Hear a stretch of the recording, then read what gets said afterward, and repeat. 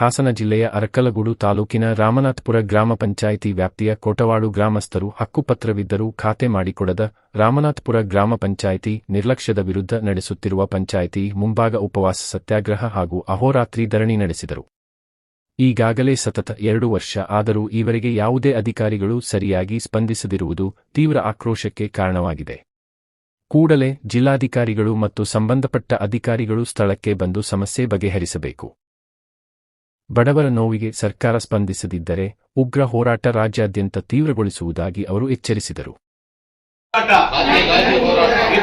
ಹೋರಾಟ ಅಯ್ಯಯ್ಯೋ ಅಯ್ಯಯ್ಯೋ ಬೇಕೇ ಬೇಕು. ಅನ್ಯಾಯ ಮಾಡ್ತಿರುವ ಅಧಿಕಾರಿಗಳಿಗೆ ಧಿಕ್ಕಾರ, ಅನ್ಯಾಯ ಮಾಡ್ತಿರುವ ಅಧಿಕಾರಿಗಳಿಗೆ ಹೇಳಿ ಧಿಕ್ಕಾರ. ಅಯ್ಯಯ್ಯೋ ಅಯ್ಯಯ್ಯೋ. ನಮಸ್ಕಾರ, ಡಾಕ್ಟರ್ ಎಸ್ ರಾಘವೇಂದ್ರ ಗೌಡರು, ರಾಜ್ಯಾಧ್ಯಕ್ಷರು, ಸುವರ್ಣ ಕರ್ನಾಟಕ ರಕ್ಷಣಾ ಸೇನೆ. ನಾವಿಂದು 3ನೇ ದಿನ ಹಾಸನ ಜಿಲ್ಲೆ ಅರಕಲಗೂಡು ತಾಲೂಕು ರಾಮನಾಥಪುರ ಗ್ರಾಮ ಪಂಚಾಯತಿ ಒಳಗಡೆ ಒಂದು ಹೋರಾಟ ಮಾಡೋ ಪರಿಸ್ಥಿತಿ ಬಂದಿದೆ. ಈಗಾಗಲೇ ನಿಮ್ಗಳಿಗೆ ರಾಜ್ಯ ಸರ್ಕಾರಕ್ಕೆ, ರಾಜ್ಯದ ಜನತೆಗೆ, ಜನಪ್ರತಿನಿಧಿಗಳಿಗೆ, ಅಧಿಕಾರಿಗಳಿಗೆ ಎಲ್ಲರಿಗೂ ಗೊತ್ತಿದೆ. ರಾಮನಾಥಪುರ ಗ್ರಾಮ ಪಂಚಾಯತಿ ವ್ಯಾಪ್ತಿಗೆ ಬರುವ ಕೋಟವಾಡು ಗ್ರಾಮದಲ್ಲಿ ಏನು ಇಲ್ಲಿ ಮಹಿಳೆಯರಿದ್ದಾರೆ. ಈ ಮಹಿಳಾ ಹೆಸರಲ್ಲಿ ಸುಮಾರು 4 ವರ್ಷ 6 ತಿಂಗಳ ಹಿಂದೆ ಹಕ್ಕುಪತ್ರ ಕೊಟ್ಟರು. ಜಾಗ ಇದೆ, ಬಡಾವಣೆ ಮಾಡಿದ್ದಾರೆ, ಆದ್ರೆ ಮೂಲಭೂತ ಸೌಕರ್ಯ ಕಲ್ಪಿಸಿಕೊಟ್ಟಿಲ್ಲ ಮತ್ತು ಆ ಜಾಗದಲ್ಲಿ ಹೋಗಿ ಇವರು ಮನೆ ಕಟ್ಕೊಳ್ಳಕ್ಕೆ ಅವಕಾಶ ಕೊಟ್ಟಿಲ್ಲ. ಅವಕಾಶ ಕೊಡ್ಲಿಲ್ಲ ಅಂದ್ಮೇಲೆ ಹಕ್ಕುಪತ್ರ ಯಾಕೆ ಕೊಟ್ರಿ?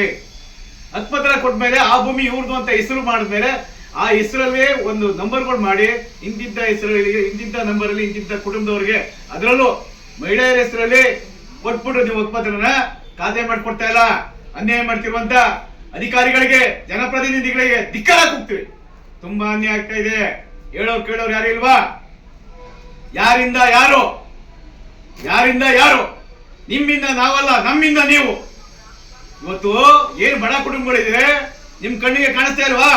ನಿಮ್ಮ ಕುಟುಂಬದಲ್ಲಿ ನಿಮ್ಮ ಅಕ್ಕ ತಂಗಿಯರಿಗೆ, ನಿಮ್ಮ ಅಣ್ಣ ತಮ್ಮಂದಿರಿಗೆ, ನಿಮ್ಮ ಕುಟುಂಬಸ್ಥರಿಗೆ ಯಾರಿಗಾರ ಅನ್ಯಾಯ ಆಗಿದ್ರೆ ಓಡ್ ಬರ್ತಾ ಇದ್ರಿ.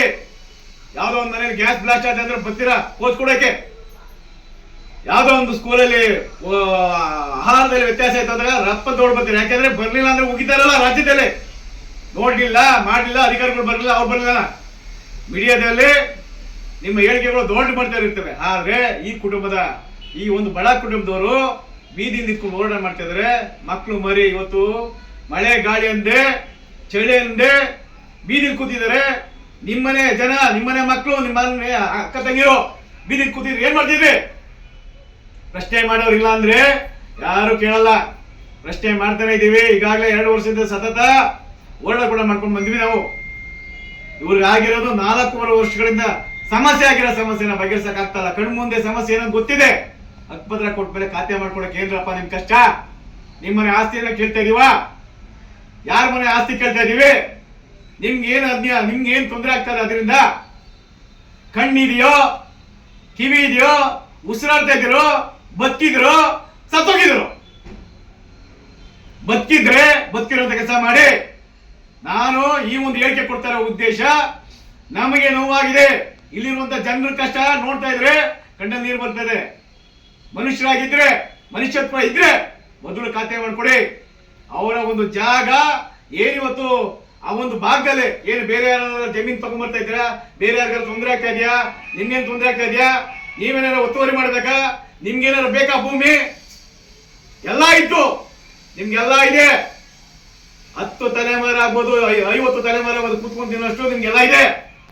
ಜನಪ್ರತಿನಿಧಿಗಳು, ಅಧಿಕಾರಿಗಳು ಅರ್ಥ ಮಾಡ್ಕೋಬೇಕು.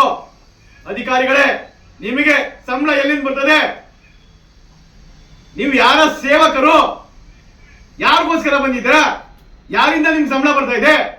ನೀವೇನು ನಮ್ಮ ಕ್ಷೇತ್ರ